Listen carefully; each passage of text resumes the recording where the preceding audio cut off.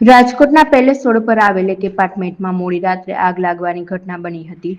આ દુર્ઘટનામાં ચોથા માળે આવેલા એક ફ્લેટમાં લાગેલી આગના કારણે ગુંગળામણ થવાથી માતા અને પુત્રનું મોત નીપજ્યું। આગમાં ઘર વખરી બળીને ખાખ થઈ ગઈ, જ્યારે પૌત્ર બહાર હોવાથી તેનો બચાવ થયો। રાજકોટના પેલેસ રોડ પર વર્ધમાન નગર શેરી નંબર 8 માં આવેલ મનમંદિર એપાર્ટમેન્ટના ચોથા માળે આશરે 12 વાગ્યાની અરસામાં અચાનક આગ લાગી હતી। આગ એટલી ભીષણ હતી કે જોતજોતામાં હોલ અને રસોડામાં રહેલી ઘર વખરી બળીને ખાખ થઈ ગઈ।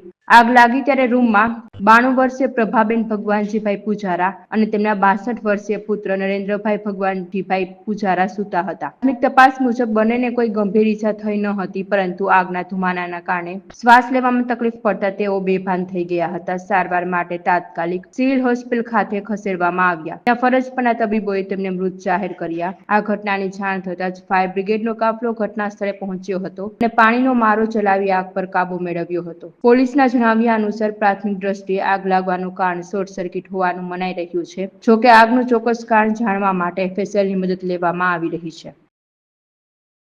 આ 12:15 આસપાસ ઘટના ધ્યાને આવેલી, જે પેલેસ રોડ ઉપર આવેલ વર્ધમાન નગર શેરી નંબર 8માં મન મંદિર એપાર્ટમેન્ટના ચોથા માળે બ્લોક નંબર 402માં આગ લાગવાની ઘટના બનેલ છે। પ્રાથમિક દ્રષ્ટિએ શોર્ટ સર્કિટથી આગ લાગી હોય એવું જાણવા મળે છે।